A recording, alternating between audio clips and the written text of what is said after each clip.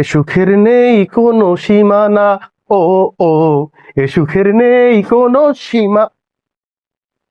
বুঝলাম না, আপনি আমার বেডে কি করেন? হাই হাই, এটা কেমন কথা? বিয়ার পর স্বামী স্ত্রী আবার আলাদা বেড আছে নাকি? এটা তো এখন আমাদের বেড। আসেন আসেন, শুয়ে পড়েন। হ্যাঁ, আমার সাথে বেড শেয়ার করার স্বপ্ন স্বপ্নের মধ্যেই রাখেন, এটা কোনোদিন বাস্তবে পরিণত হবে না। আর আবারও আপনি লুঙ্গি পরে বসে আছেন। এত অপমান করার পর আপনি লুঙ্গিটা ছাড়লেন না, তাই না? আপনাকে না একদিন বলছি আমাদের বাসায় কেউ লুঙ্গি পরে না, আমাদের ড্রাইভার দারোয়ান কেউ লুঙ্গি পরে না। আপনি আজকের পর থেকে লুঙ্গি পরবেন না, খবরদার। এটা কোনোভাবেই সম্ভব না। স্বামী স্ত্রী হয়েছি তাতে কি? মিনিমাম লজ্জাবোধ তো থাকা উচিত। লঙ্গি পরবো না তাহলে কি? ওইটা বলিনি, ওইটা বলিনি, মানে ছোট প্যান্ট পরতে আমার লজ্জা রাখি। আমাদের বাসা থাকতে হলে ফিটফাট হয়ে চলতে হবে। ঘুমানোর আগেও ফিটফাট হয়ে থাকতে হবে, ঘুমে থেকে উঠে ফিটফাট হয়ে থাকতে হবে, সারাদিন ফিটফাট হয়ে থাকতে হবে।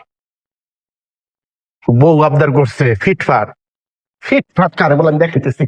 এ সুখের নেই কোনো সীমা। ছেড়ে থাকতে ভাই রে ভাই। আহাহাহা। কি ঠিক আছে? ফিটফাট হয়েছি ঘুমানোর জন্য। আপনি কি পাগল আপনি? না, এই যে আমার পা লম্বা, পাগল না। আপনি চাইছেন যাতে আমি ফিটফাট হয়ে আসি, ফিটফাট হয়ে আসছি। এক ঘুমে রাত কাবার। আসেন, শুয়ে পড়েন, শুয়ে পড়ে। ফিটফাট বলতে আমি এটা বুঝাই নাই আপনাকে। আর আপনার মতো এলিয়ানের পাশে তো আমি জীবনে ঘুমাবো না, আমি বাইরে গিয়ে ঘুমাবো। পাগল। ঘুমাইবেন ঘুমাইবেন। বাইরে যখন মশাই কামড় দিল তো না, ঠিকই ঘুমাইবেন।